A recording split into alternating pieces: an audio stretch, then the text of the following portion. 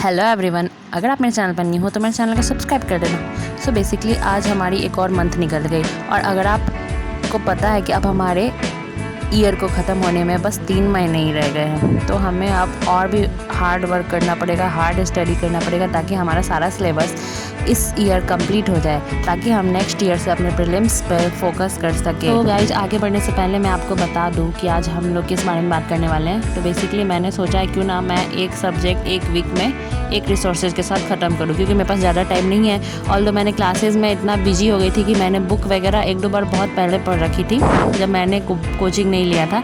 I think first year वगैरह में 2021 में ही पढ़ा था। देन उसके बाद से मैंने पढ़ना स्टार्ट, मतलब एक बार मैं सोच रही हूँ कि अच्छे से एक बार और फिनिश कर दूँगी सारे सब्जेक्ट ना, तो बस रिवीजन बचेगा, 1-2-3 बार रिवीजन हो जाएगा। देन आप शॉर्ट नोट्स बना सकते हैं। तो ऐसे शॉर्ट नोट्स बनाएंगे ना हम, तो हमें लगेगा सारे इंपॉर्टेंट है, फिर हम दूसरा नोट्स तैयार कर लेंगे। कहने को तो वो शॉर्ट नोट्स होंगे, लेकिन उसमें भी वही चीज़ें होंगी जो हम अपने नोट्स में रखे हैं।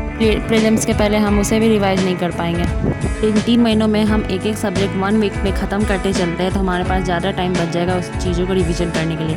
तो ये जो बोर्ड था ये मेरे पास पहले था, ये मैंने यहाँ लगा दिया और अभी मैं यहाँ पे मंथली कैलेंडर बना रही थी ताकि मेरे आंखों के सामने मेरा मंथली कैलेंडर रहे और मैं 1 वीक कंप्लीट करते जाऊँ, तो यहाँ मैं क्रॉस मार्क्स लगाती जाऊँ और इसमें मैं लिख भी दूँगी कि मुझे कौन सा टॉपिक कब ख़त्म करना है। तो मैं यहाँ नहीं लिख सकती, तो मैं आपको कॉपी पे लिख के दिखाऊंगी आगे। अब टाइमिंग रहेगा आपको 3 से 7 बजे तक, आप 5 घंटा डेली आप पढ़ने वाले हो एक सब्जेक्ट को।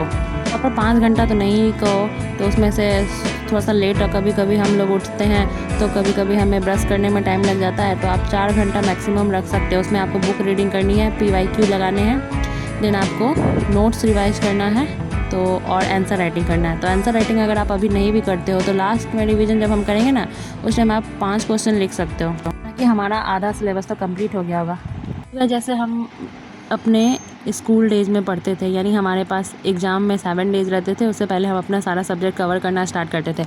तो सेम यहाँ पे आपको वैसे ही करना है। पहले वहाँ पे भी हम पहले सिलेबस देखते थे, फिर प्रीवियस ईयर क्वेश्चन देखते थे। बोर्ड एग्जाम में आप जानते हो कि प्रीवियस ईयर भी मिलते हैं, तो आपको सेम टू सेम यहाँ पे भी वही करना है। और PYQ से आपको पता रहेगा कि कहाँ कहाँ से क्वेश्चन ज़्यादा आ रहा है, तो उस टॉपिक पे आपको ज़्यादा ध्यान देना है। तो यहाँ पे मैंने देख लो टाइमिंग डिवाइड कर दी है, तो यहाँ 4 स्लॉट मेरे चलते हैं।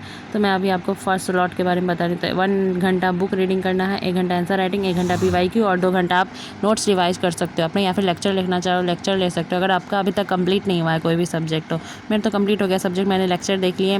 तो फिर से मैं लेक्चर देखूँगी, तो मंजू मैम के मैं लेक्चर देखूँगी, जो कि वो बुक का ही समरी होगा मेरे बुक पढ़ने के बाद, एक 1 टाइम रीड करने के बाद।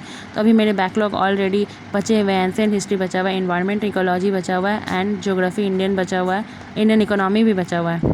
गाइज अभी तक मैंने जो प्रिपेयर किया यार देख सकते हो, मैंने वीक में डिवाइड कर दिया। आर्ट एंड कल्चर मैं 1 वीक स्टार्ट करूँगी और 7 डे यानी संडे को मेरा रिवीजन होगा। तो अपने अकॉर्डिंग कोई भी सब्जेक्ट फर्स्ट वीक में डाल सकते हो।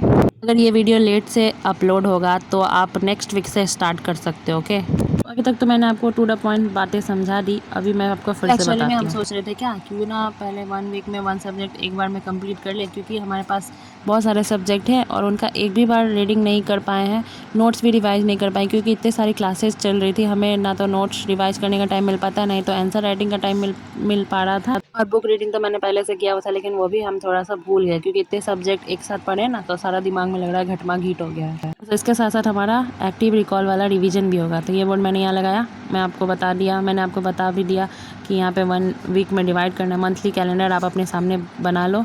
तो अभी हम उस वही चीज़ को कॉपी पे भी बनाएंगे, तो उसमें हम लिखेंगे कौन सा सब्जेक्ट हमें कब करना है। तो लेट्स गेट स्टार्टेड। और गाइज प्लीज़ वीडियो को पूरा देखना, तभी आपको बातें समझ में आएंगी। तो यहाँ मैंने देखो date, topic, PYQ, answer writing और रिवीजन पे यहाँ कॉलम बना लिए हैं। यहाँ डे 1 यानी 7 डेज़ का आपको डे बना लेना है, फिर आपको उसके अकॉर्डिंग डेट लिख लेना है। तो मैं अभी डेट लिख रही हूँ, तो 2 तारीख से मैंने स्टार्ट कर रहा है। 2, 3, 4, 5, 6, 7, 8वें दिन मेरा संडे है, तो संडे को हम रिवीजन करेंगे।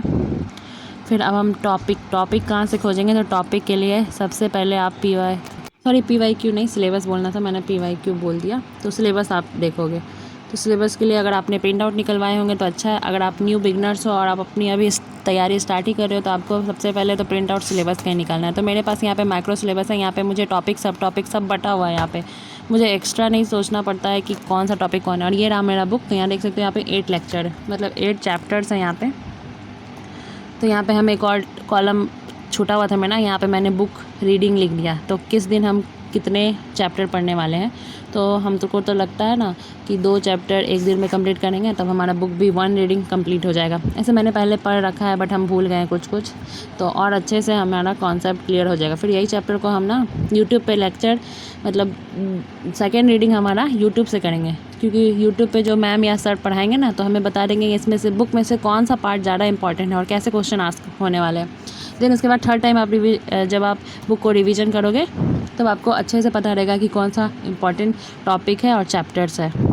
तो गाइस मैं यहाँ पे अपने मन से कुछ भी नहीं बता, मैंने बहुत सारे टॉपर लेक्चर देखे हैं, जितने भी सर लोग का सिलेक्शन हुआ है मैंने उनके स्ट्रैटेजी में से खुद की स्ट्रैटेजी खुद के लिए बनाई है। ऐसा नहीं कि जो टॉपर फॉलो करे आप लोग भी वही फॉलो कर लोगे, देन आपसे फॉलो भी नहीं होगा। उनके स्ट्रैटेजी तो देखने हैं ही, साथ ही आप पे कौन सी स्ट्रैटेजी अप्लाई हो रही है हमें ये देखना है। अब आप बोलोगे यूपीएससी रैंक 1 जो टॉपर थी वो मॉर्निंग पर्सन थी तो वो मॉर्निंग में उठ के पढ़ती थी, और अगर आप नाइट पर्सन हो तो आप नाइट में पढ़ोगे ना। आप भी अगर मॉर्निंग पर्सन बन जाओगे तब तो आप पे वो चीज़ें एप्लीकेबल ही नहीं। अगर आपने मेरा टेलीग्राम चैनल ज्वाइन नहीं किया तो टेलीग्राम चैनल ज्वाइन कर लो। वहाँ पे मैंने ये सिलेबस डाल दिया है पीडीएफ फॉर्मेट में, आप प्रिंट आउट करवा लो, मैंने भी प्रिंट आउट ही करवाया। तो फर्स्ट में हम देख सकते हैं हमारा क्या है, इंडियन आर्ट एंड आर्किटेक्चर। तो यहाँ पे हमें हड़प्पा सभ्यता, वैदिक सभ्यता, गुप्तकालीन सभ्यता, चोलकालीन सभ्यता, जितने भी सभ्यता हैं सारे इंडियन आर्ट एंड कल्चर के बारे में हमें वहाँ पढ़ना है। देन नेक्स्ट हमारा आ जाता है इंडियन पेंटिंग के बारे में पढ़ना है। तो कितना भी पेंटिंग है, एलोरा, अजंता गुफाओं में जितने सारे पेंटिंग मिले हैं, गांधार, नागर शैली, द्रविड़ शैली, यूनानी बैक्टीरिया प्रभाव गांधार पे। और फिर उसके बाद आता है इंडियन पेंटिंग के बाद है इंडियन म्यूजिक। तो नाट्य शास्त्र में आपको म्यूजिक और डांस की बारे में जानकारी मिलती है फर्स्ट टाइम। देन उसके बाद हमने 2 भागों में बांटा, एक कर्नाटक म्यूजिक है, हिंदुस्तानी पेंटिंग है। देन आपको भरतनाट्यम है, कुचिपुड़ी है, डांस मोहिनी अट्टम है, ओडिसी, कथकली, सत्रिया जो कि असम में है, मणिपुरी का मणिपुर डांस, कथक का। फिर फोक डांस भी आ जाओ, बिहार का छऊ है, रसीला, गरबा गुजरात, डांडिया है, घूमर है, पदायानी है। अभी जो मैं ये वीडियो डाल रही हूँ ना, मेरा 1 वीक कंप्लीट हो गया आर्ट एंड कल्चर का। तो मैं आपको नेक्स्ट वीडियो में आपको सारे टॉपिक्स वो वाले ब्लॉग लाऊंगी।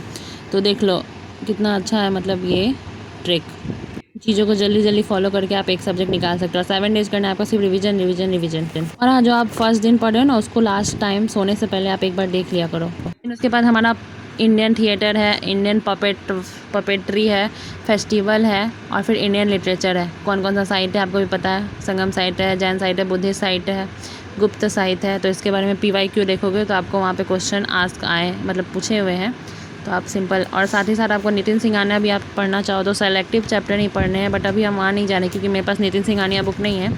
तो उनके मैं नोट्स निकालूंगी तो मैं खुद के नोट्स में ऐड ऑन कर लूँगी। और PYQ के लिए आप देख सकते हो ये बुक है मेरे पास, मृणाल सर की, दिशा की पब्लिकेशन की है। आप चाहो तो कोई और देख सकते हो। और मैं आपको बता दूँ फ्री ऑफ कॉस्ट जो PYQ हैं हिंदी और इंग्लिश में, मतलब अब तक जितने भी क्वेश्चन पूछे गए हैं मेंस में सारे आपको अर्जुना IAS के चैनल पे फ्री ऑफ कॉस्ट मिलेंगे। ओके बाय, प्लीज़ सब्सक्राइब कर देना।